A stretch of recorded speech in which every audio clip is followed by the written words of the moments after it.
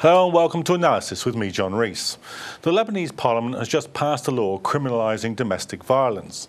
But while some have applauded the government, many argue that the law does not go far enough to protect women. The Lebanese legal rights still lag behind those granted to women in other countries in the region. Yet even where countries have had greater legal protection for women, political instability and the devastating consequences of war in the region have often meant that the laws have made little difference to the actual experience of women. So, will the domestic violence law make any difference to women in Lebanon? And how can laws to protect women's rights be made more effective? Joining me to discuss all this in the studio is Rothnam Begum, who's women's rights researcher for the Middle East and North African region at the Human Rights Watch, and Dr. Maria Holt, who's a reader in politics at the University of Westminster. On Skype, we're also joined by Maya Ammar, who's media officer for Kafah, meaning Enough, which is the Lebanese civil rights group which campaigns against violence and exploitation of women. But first, let's catch up with this report.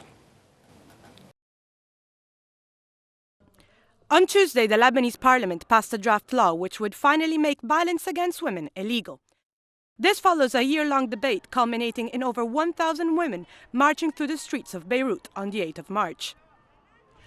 However, many activists are holding off on celebrations. Some are concerned the approved law will not be implemented, while others say it does not go far enough to protect women.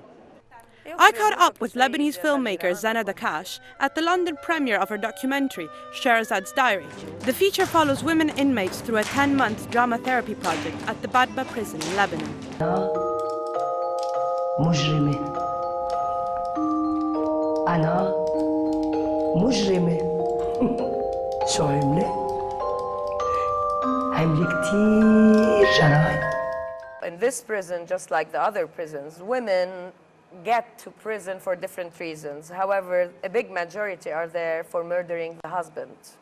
And when you go deeper in the reasons, like why would she murder the husband? It's either domestic violence, either domestic violence, either domestic violence. Like however you turn it, it's there. جريمة قتل لم أرتكبها يا ريت. Shahrazad's Diary is currently being screened as part of the Human Rights Film Festival, an event organized by Human Rights Watch, taking place in several capital cities around the world, including London, Beirut, and New York.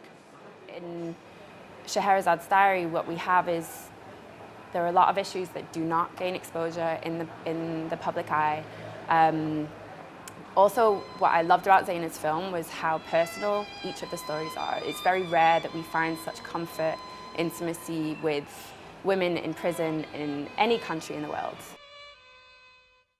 According to a recent poll carried out by the Thomson Reuters Foundation, Lebanon is ranked 16th out of 22 Arab countries in terms of women's rights. It falls behind countries such as Sudan, Libya, Morocco, Bahrain, and Algeria. Domestic violence is just one of the many issues faced by women in Lebanon. 13 سنة. لا ما كان في حب، قرابتي هو. In some villages, the girl would be 12 years old and she'd find herself married to a man. The most controversial amendment made by Parliament to the draft law removes a reference to forced marriage. Human rights organizations find this particularly problematic as the country still lacks a minimum age for civil marriage. Legal status of women in Lebanon and many neighboring countries is improving. Whether this will be enough to change deeply ingrained societal attitudes remains to be seen. Flaminia Giambalvo, Islam Channel. Well, let me go straight to Maya Ammar, who's on the ground in the Lebanon. Maya, welcome to the programme. It was partly your organisation's campaigning that brought this about. So are you happy with the result? Well, no, we're not happy. And we think that the Parliament reached this result because MPs wanted to promote themselves as really good MPs and representatives of the people. And they wanted to tell the Lebanese population and the international community that they made an achievement. 71 MPs had previously signed our petition, including very important amendments. But they did not even mention these amendments, even though they signed our petition. They did not call for the amendments during the voting session on the bill to criminalize domestic violence. So we are disappointed because the trust is broken. Well, it looks as if we've lost that link for the moment. So, Rothman, let me come to you. Do you think that this piece of legislation is likely to make any difference? Maya was obviously critical of some of the amendments not even being heard. So, is this more like window dressing or more like half a step in the right direction, do you think? Well, the new law on domestic violence is an important step for Lebanon to protect women's rights, particularly violence against women. Unfortunately, it falls short on many areas that we have identified, as well as CAFA has identified as well. Primarily, the positive provisions in the domestic violence law include, for instance, protective orders, which are restraining orders against the abuser. They include requiring a public prosecutor in each of the 6 governorates in Lebanon to follow up and investigate cases of domestic violence. They also require specialized family units to be set up in the police. Now, all of these would help go some way in protecting women from domestic violence. Unfortunately, the way the law has been amended, the law originally was actually initiated by CAFA, the local organization who have been campaigning against domestic violence, but it was amended over several years by the cabinet and by the parliament themselves. And primarily the problem was that it was a compromise, and the compromise language now means that the protection provided in the domestic violence law actually falls short. So the kind of things that we're seeing includes, for instance, the definition of domestic violence itself. The definition is far too narrow. Right now, what it does is it provides for about 5 different areas that they consider crimes under domestic violence, and they include, for instance, forcing a family member to beg, or forcing a family member to undertake prostitution, or committing murder against a family member, or one of the family members committing adultery, and lastly, forcing, threatening or actually committing violence against someone in order to obtain sexual intercourse. One of the key things that is missing from this law is the criminalization of marital rape. In the initial draft by CAFA, that was a provision that was provided for, and that has been compromised. So now the wording actually states, and that was partly compromised because of religious courts and religious institutions that were fighting against this provision. And the wording was then changed from saying that marital rape was criminalized to saying that the act of committing violence or threatening someone in order to obtain their marital right to intercourse. Now, this provision, I mean, it sounds very legalistic, but what it does in effect is 2 things. One, it does not actually criminalize the act of marital rape itself. It only criminalizes the threat or the use of force, which makes it redundant because those 2 are actually already provided for in the penal code. And secondly, it actually provides for the marital right to intercourse, which never existed in the criminal side of Lebanese law before, and could in effect be used to legitimize marital rape. So in that respect, perhaps it's actually made a regressive step, perhaps, in that Potentially. Maria, just let me come to you. I mean, in the introduction there, we said that, that the women's rights rank something like 16th out of 22 countries in the MENA region. I think to many people watching who perhaps aren't familiar with the region, that will be surprising because Lebanon is identified as probably a more liberal society in the area. Why do you think that situation is? Why is that the case? It's hard to say, really. Do you think it's got something to do with the fact that the civil war was so bloody and so long-lasting? Yeah, I suppose Lebanon was in a state of war for 15 years, and since the war stopped, the country's been struggling to get back to normal. So I suppose that might have some effect. And of course, because of the large numbers of refugees that have been entering Lebanon, the Palestinian refugees are there, the Iraqi refugees came in, and now Syrian refugees, and now the situation is beginning to be rather unstable again. So, I think there's a kind of insecurity about the country. So I suppose that might account for it. But you're right. I mean, it is somewhat surprising. Do we have any? Do you have any sense of whether or not the plight of women in the refugee camps is worse than it might be? Because we've been talking about the situation of women generally in Lebanese society. Is there an indication that perhaps it's worse still for refugees? I think the Palestinian refugees. I mean, the majority of the refugees live in refugee camps. And it's well known that domestic violence is it's a big issue in the camps, but they have less facilities to deal with it. I mean, they often rely on the Lebanese organisations. So yes, I would say that it could be considered to be, I mean, also given the living conditions of the refugees. Yeah, and so what do you make of this international comparison, and what is it that can about a country's state of politics that can make women's rights stronger or weaker? Well, it's more about whether or not the country prioritises women's rights issues and if they're considering it to be a serious enough issue to actually take action. So in the Lebanese context, we actually have a thriving civil society. So the civil society organizations out there have been doing amazing work. The result of this law is actually of a tireless campaign, a multi-year campaign that was organized and consistently went out there in order to publicize cases of murder by husbands of their wives, to ensure that parliamentarians were not getting away with not talking about the issue and not voting on a bill as important as this. So it's more about that, about whether or not the government is actually taking serious consideration of women's rights issues. Maria, do you think there's a sense in which some of the sort of legal provisions that you'd expect to be in place, or you could at least campaign to be in place if they weren't in a kind of stable democratic setup, just won't work where there's the degree of kind of violence and instability that there's been, at least in some Middle Eastern countries? I mean, yes, I guess that's a problem. I mean, there's also the problem of enforcement. I mean, we know that domestic violence is a global issue. I mean, it's always unacceptable, and as you say, it depends on the government and enforcement, and also, I think also the kind of the culture of the society, and whether something becomes kind of. I mean, you're right. It's to do with priorities, and what was going on politically must have an effect. But you're absolutely right about in Lebanon there is a strong civil society, and there is an awareness that it's something that really needs to be tackled. But it's there may be a gap between the pressure that groups such as Kafa are bringing and the actual reality, and whether, as you say, it is a priority.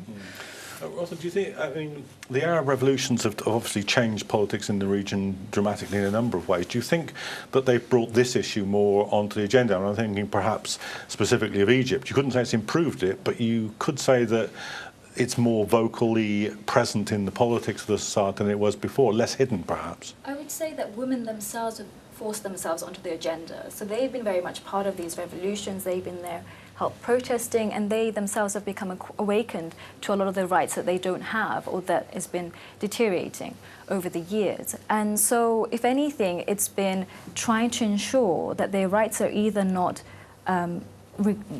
become regressive, or that they have to defend the rights that they do have currently, as well as promoting those rights, so ensuring that there is full protection for those rights. In a situation like domestic violence, it's a long-standing issue. It has been across the world, not just the Middle East region. But each country has dealt with it in a different way. Now, most countries would argue that they recognize it's a problem, but the problem then becomes how they deal with that. So many of them don't have laws. None of the, most of the countries in the Middle East and North Africa region don't have any legislation on domestic violence. Then some of them will have some shelters, but then there are problems with shelters. So for instance, when a woman is in a shelter, she may have difficulty in leaving that shelter to live by herself because the society deems it unacceptable that an unmarried woman or a married woman who's separated from her husband lives by herself.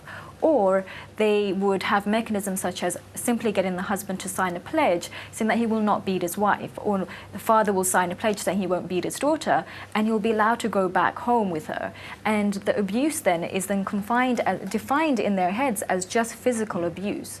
And even then, what you see across the region, with or without laws, is that the police themselves are not taking the issue seriously. So what we would like to see is you would like to see laws that make it quite clear what domestic violence is, defining it very clearly, having sanctions for it so that someone could be prosecuted if they are carrying out domestic violence. But then moreover, you need to have implementation, as you mentioned. So you do need to have the political will to see that law through, to see it actually take effect. So with Lebanon, for instance, now we've seen this law come into place, we need to see some serious amendments. And then we need to see a national strategy being put together to make sure that this law is implemented. Okay, Maria, let's talk a bit about about areas where there are conflict and civil war or war. I mean, it's long been recognised, at least since Susan Brownmiller's path-breaking study, that this is a kind of rape is a weapon of war. Is there anything that can be done in these circumstances? I mean, we're talking about relatively stable situations. Is there anything that can be done in these circumstances that can mitigate against that? I mean, I think an interesting example at the moment is Syria. And the Syrian women have been subjected to very high levels of sexual violence and other sorts of violence too, both in Syria itself and also in the countries where they're taking refuge, including Lebanon. And I think this is, huge numbers of women have been raped, and this is a very serious problem. And I think it's not being addressed, of course, for many reasons. I mean, it's regarded as being very shameful for the woman herself, the victim, and also for her family. And there seem, therefore, not to be many measures in place to actually, assist to support women who are victimised in this way. And I think this is a huge problem, as you say. I mean, this has always been a tool of war. And we saw it, of course, very massively in the 90s in Bosnia. And then I think it very much did come onto the world agenda as something that that's going on, and it's often believed to be, that's what happens in war. It's just one of the things that happens. But I mean, since that time, the international community has kind of stepped in. The United Nations has said that it's war crime. It's not acceptable at all. And these are very important steps. In war, normal laws, normal rules are abandoned. It's very difficult to enforce them, so it becomes much harder. Rothan, do you think that the impact of the Arab revolutions, I mean, as you say, women were very prominent within them as organisers and have increasingly raised these kind of issues within them. Do you think it's too early to say that they've made a difference yet? Well, in certain countries, it has made a difference. So, for instance, in Yemen right now, they're going through what's known as the National Dialogue, where women were represented, about 30% of them were represented in there. And they pursued provisions for protection of women's rights, and that would then ultimately end up in the constitution. So we're hoping to see actual progress for women's rights in Yemen. In other countries, it's been a lot more unstable. So Libya is a good example of where things have deteriorated quite significantly. But even then, we are hoping to see some good change when it comes to women's rights. Egypt is a slightly different example in that it has gone up and down, very much so. And women's rights have not been prioritized, if at all. And we've seen violence against women both by government authorities as well as non-state actors, so general people on the street, especially the mass sexual assaults that we saw during protests in the protest squares. And in that scenario, what we're actually seeing is that successive administrations of government, whether it was the Mubarak regime, whether it was the army, whether it was SCAF, or even Morsi's administration and the current administration, none of them really taken violence against women seriously, which is why we see such endemic levels of violence against them, both in the streets as well as in the home. Yemen's an interesting case, isn't it? Because in many ways it's the place where the actual political transition has been least marked. I mean, we've gone from Salah to son of Salah, or not literally, but a regime with very little alteration. Yet there was a very big movement, and it's had some of and is Rothan right? Do you think that it's had the biggest impact for women? I think it has had. I agree. I think it has had an impact for women. I think we saw a woman during the uprising itself in Yemen. We saw a woman at the forefront, Tawakkol Karman, the Nobel Prize winner, who was very active and outspoken. And women have been very much involved. And Yeah, there have been lots of interesting developments, I think. I mean, during the national dialogue, they're talking about quotas for women, and they're talking about more involvement for women in the political process. So I think Yemen is very interesting. It's got a lot of problems. It's all sorts of problems. It's got higher literacy, and particularly for women. But, you know, on the other side, you've got these very strong women's groups, and there is a feeling that progress may be possible there. But, you know, I think there's a long way to go, and it needs a lot of work. So this is still dialogue at the moment. It's not. We're not even at legislation, are we? Well, the national dialogue is actually closed, but we did some campaigning around the national dialogue, and we tried to support women's rights activists within the national dialogue to actually have provisions that would protect women's rights. And one of the key issues was actually child marriage. So in Yemen, there is no minimum age of marriage, and what we wanted to see was a law in place that would criminalize any, would at least set a minimum age of marriage at 18, and then criminalize those who force a young girl to marry. And that was actually a recommendation that was passed. And now what we're trying to see is whether or not it will go into the Constitution. So the next phase of campaigning is actually trying to get the Constitution drafted to have specific provisions that will help protect and promote women's rights. OK, well, I'm afraid that's where we're going to have to leave it. Important topic, though it is. After the break, my co-host Jonathan Steele will be looking at the political crisis in Burma. So we do rejoin him for the second part of today's analysis.